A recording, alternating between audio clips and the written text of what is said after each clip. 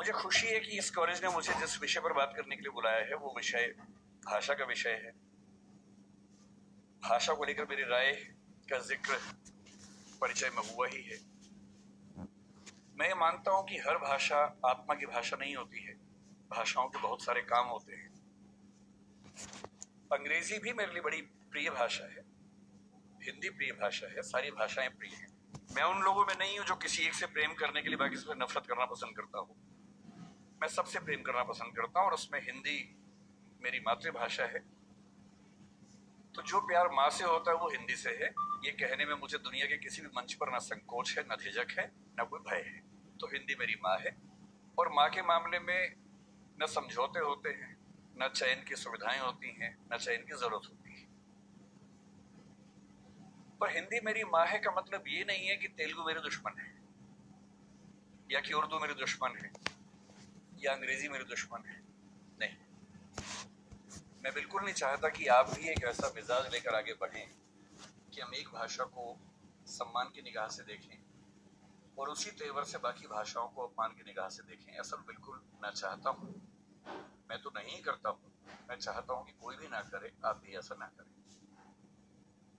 संस्कृत मेरी परनानी है। संस्कृत की बेटियां अपभ्रंश हुई, प्राकृत हुई। उनकी बहुत सारी बेटियों में एक बेटी का मैं बच्चा हूं, उसका नाम हिंदी है। उसी अपभ्रंश प्राकृत की बहुत सारी बेटियों में मराठी भी है, गुजराती भी है, पंजाबी भी है, बांग्ला भी है, असमिया भी है, ओडिया भी है। और उसी नानी के पड़ोस के परिवार की और जो बच्चियां हैं उनमें तेलुगु, तमिल और मलयालम, कन्नड़, ये सब भाषाएं भी हैं। और इन नानी के समय में इन सब भाषाओं में बहुत अपनत्व था, बहुत सहयोग था। आज हम कितनी भी दूरी महसूस करें, हमारे नानी के जमाने में इनमें बहुत लेन देन हुआ, आदान प्रदान हुआ।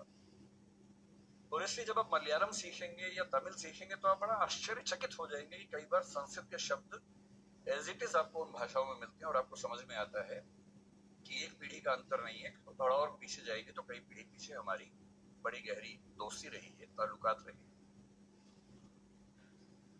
और इसलिए जब भाषा के प्रश्न पर मुझे कोई बोलने को कहता है, मुझे लगता है कि ये शायद दुनिया का सबसे महत्वपूर्ण सवाल है।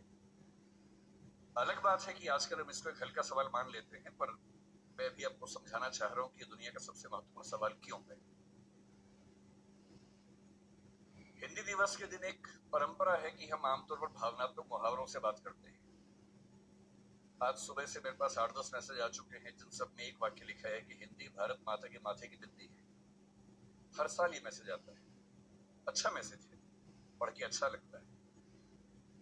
पर मैं चाहता हूं कि हिंदी समाज हिंदी माथे की बिंदी से आगे बढ़कर कुछ और मुद्दों पर बात करे।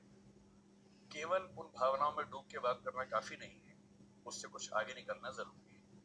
मैं आपको 2 कहानियों से बात शुरू करता हूं ताकि आप समझ सकें कि ये मुद्दा कितना महत्वपूर्ण है। एक किताब जो पिछले 15-20 साल में दुनिया की सबसे मशहूर किताबों में से एक बनी, उसका नाम सेपियंस है, आपने शायद सुना होगा। मैं हिंदी के बच्चों से कहूंगा कि थोड़ा सा पढ़ने का अभ्यास अपना बनाएं।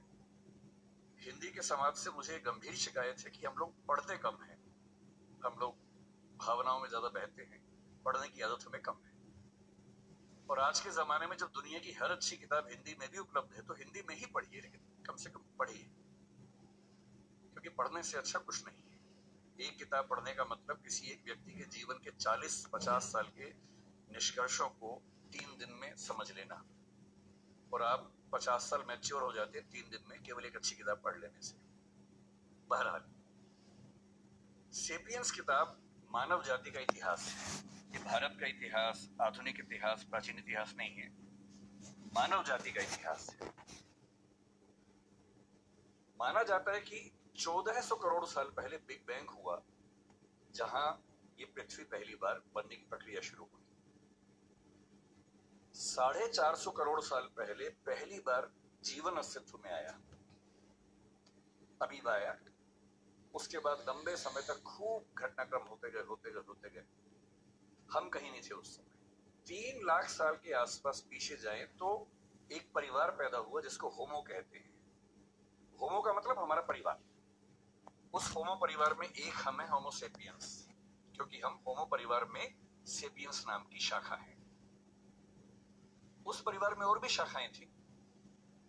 निएंडरथल एक बहुत प्रसिद्ध, आपने नाम सुना होगा, ऑस्ट्रेलोपिथेकस का नाम सुना होगा, होमो इरेक्टस का नाम सुना होगा। ये सारे के सारे वो जीव थे जो होमो सेपियंस के आमने सामने जिंदा थे और संघर्ष में थे। चुनौती ये थी अंत में इनमें से कौन जीतेगा। ये व्यावहारिक तौर पर संभव नहीं था कि ये सारे साथ साथ चल सके। ये बात सुनने में अच्छी लगती है कि सब साथ साथ चले, पर इवोल्यूशन की हिस्ट्री में बहुत व्यावहारिक नहीं होता है। एक सवाल ये भी था कि होमो परिवार का कोई प्राणी क्या चिंपैंजी को, बंदर को, इन सबको हरा पाएगा, क्योंकि उस समय तक ये सारी स्पीशीज लगभग बराबर संघर्ष में चल रही थी।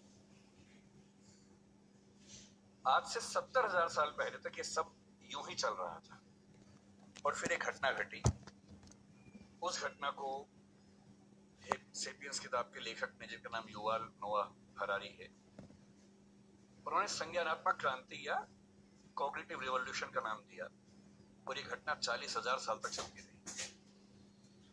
और इस बात पर बड़ा गहरा विचार किया कि क्या वजह थी कि होमो सेपियंस जिंदा रहा, निएंडरथल मर गया। हम मानते हैं कि निएंडरथल वो है जो यूरोप की आज की जो स्पीशीज है उसका पूर्वज था। ऑस्ट्रेलोपिथेकस मर गया, इरेक्टस मर गया और जितने परिवार के जंतु थे वो सब मर गए और होमो सेपियंस इन सबसे कमजोर होने के बावजूद बच गया और इतना सफल भी हो गया। निएंडरथल के बारे में उसने लिखा कि अगर आमने सामने आ जाएं तो निएंडरथल होमो सेपियंस को मार मार के अधवारा कर सकता था, वो इतना ताकतवर था। उसके बाद भी खत्म हो गया। क्यों खत्म हो गया?